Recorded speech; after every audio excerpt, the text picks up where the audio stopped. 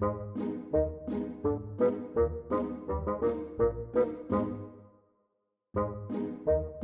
Jewish folklore, the city of Helm was inhabited by foolish but well-meaning Jewish wise men who cooked up the dumbest schemes imaginable and whose antics kept Jews amused for generations. Shalom, I'm Rabbi Howard Jaffe. This is Rabbi Howard Jaffe from Temple Isaiah in Lexington, Massachusetts.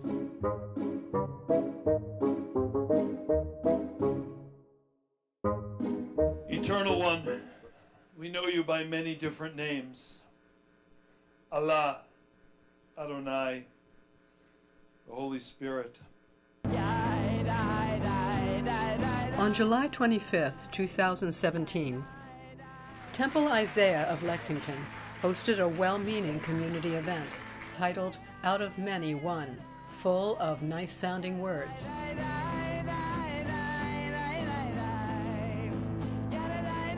The good Rabbi Jaffe welcomed to his synagogue 3 Muslim leaders, one from a group called CAIR, another from the Muslim Justice League, and one from a Boston mosque called the Islamic Society of Boston Cultural Center, ISBCC. In his enthusiasm to make the world a better place, it seemed the rabbi chose to ignore the problematic nature of these organizations. CAIR, it turns out, is a Hamas front group. The Muslim Justice League campaigns to stop the FBI's anti-terror efforts. The ISBCC has been controlled by radicals for a long time. At some stage, we have to accept reality, which is a number of people who have taken up arms against Americans, either here in Boston or abroad with ISIS, have an affiliation with that mosque. The Islamic Society of Boston Cultural Center, or ISBCC, is a controversial Saudi-funded mega-mosque. Most of its worshippers are peaceful and well-meaning members. However, many of the mosque's leaders and trustees have long-standing links to radical Islam and terrorism. In fact, the organization which runs the mosque, the Muslim American Society, or MAS for short, has been identified by federal prosecutors as the overt arm of the Muslim Brotherhood in America. Yusuf al-Qaradawi was one of the original trustees of the Boston Mosque. He is also the spiritual leader of the extremist Muslim Brotherhood. A dozen members of the ISBCC have been connected to terrorist activities. They are murderers, inciters to violence, and subversives, including the perpetrators of the massacre at the Boston Marathon in 2013. Radical preachers continue to lecture at the mosque, now as part of an official Islamic seminary curriculum that will create a new generation of radicalized Muslim youth. Moreover, preachers and guest speakers at the ISBCC mosque have incited hatred and called for America's destruction. Because I'm in a jihad straight up. The world is in the condition that we are right now presently because we refuse to obey God, and we want to put the Constitution, this one nation over God, and you feel that you're a great nation now, America. This nation, by God, will be brought to its knees. We should not allow the FBI to have access to our masajid and centers. As an agency, I think this organization is sitting on the precipice of evil. Grab onto the shovel, grab onto the gun and the sword. Don't be afraid to step out into this world and do your job. At Temple Isaiah, the guest speakers had a different message for the congregation. Perhaps it was what the congregation wanted to hear. A feel-good fantasy about religion, including how it liberates people from the evils of the modern world. Islam is what liberates me from materialism, liberates me from individualism, liberates me from capitalism, liberation from so many other ills of society. The CAIR leader assured the audience not to be concerned about the threat from radical Islam, with a series of lies. Of course, 0% of Muslims are doing violence in the greater Boston area. I would argue that 0% of Muslims are doing violence in America at large. And it turns out that CAIR isn't Muslim Brotherhood. I mean, the Muslim Brotherhood doesn't really exist in this country. Muslim Brotherhood in America doesn't exist. There's no political Islam.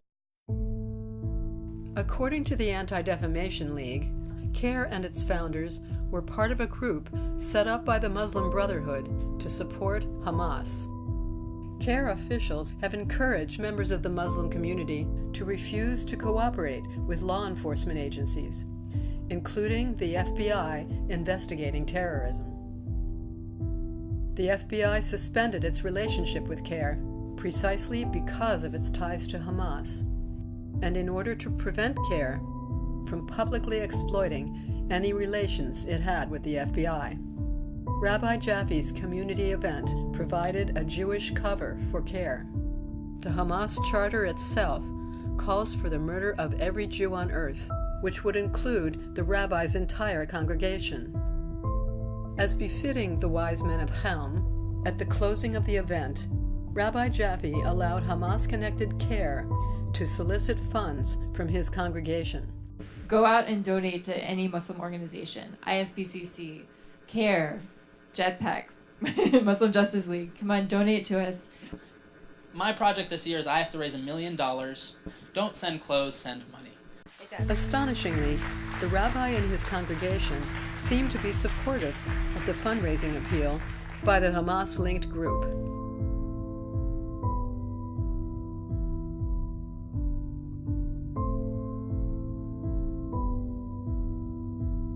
What would cause highly educated and well-intentioned people in the Jewish community to do such an outrageous thing? This liberal paradigm that we are all good people, and that if we're only nice to other people, they'll be nice to us, is more than just an intellectual commitment, it's an emotional commitment. I don't want to believe that you are so malevolent that I have to fight you. And as a result, when you meet people who might be bad people, you can't afford to identify them.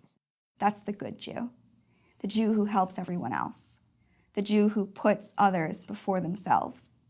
The Jew who cares more about strangers than they do about family. It's an overwhelming concern about personally being a moral person and really not caring about the consequences outside of one's own solipsistic concerns. The world is a messy place, but for moral narcissists, the key thing is I want to feel good about myself. Many well-intentioned rabbis are seduced by the promise of interfaith dialogue to bring Muslims and Jews together, and by the pleasure of showcasing their own moral virtue.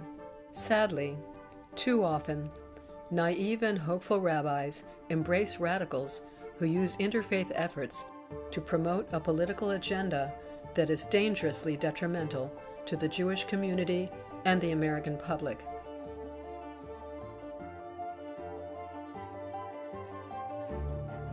Radical Muslims know their rabbis all too well.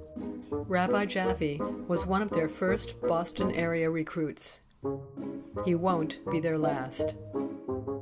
The foolish antics of the wise men of Helm were amusing. The foolish actions of today's well-intentioned, morally confused rabbis are dangerous.